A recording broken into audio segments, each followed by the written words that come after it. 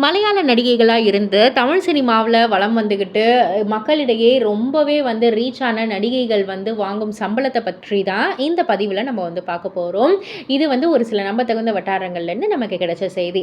முதலாவதாக அனிஷ்மா அவர்கள் யூத், சிறை போன்ற படங்கள்ல வந்து லீட் ரோல் பண்ணி ரசிகர்களுடைய மனசுல இடம் பிடித்தவங்க தான். இவங்க ஒரு படத்துக்கு 30,00,000 ரூபாய் சம்பளம் வாங்குறாங்கன்னு தெரிய வந்திருக்கு. அடுத்ததாக மாளவிகா மனோஜ் ஆண் பாவம் பொல்லாதது, ஜோ போன்ற படங்கள்ல நடித்து ரசிகர்களை கவர்ந்தவங்க. இவங்க ஒரு படத்துக்கு 50,00,000 சம்பளம் வாங்குறாங்கன்னு தெரிய வந்திருக்கு.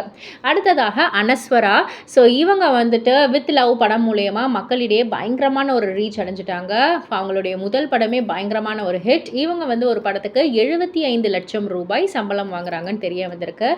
இறுதியாக நம்ம மமிதா பைஜு அவர்கள் தான் எடுத்த எடுப்புக்கே வந்துட்டு எல்லாம் டாப் ஸ்டார் கூட தான் வந்து நடிக்கிறாங்க. விஜய், சூர்யா அப்படின்னு சொல்லிட்டு.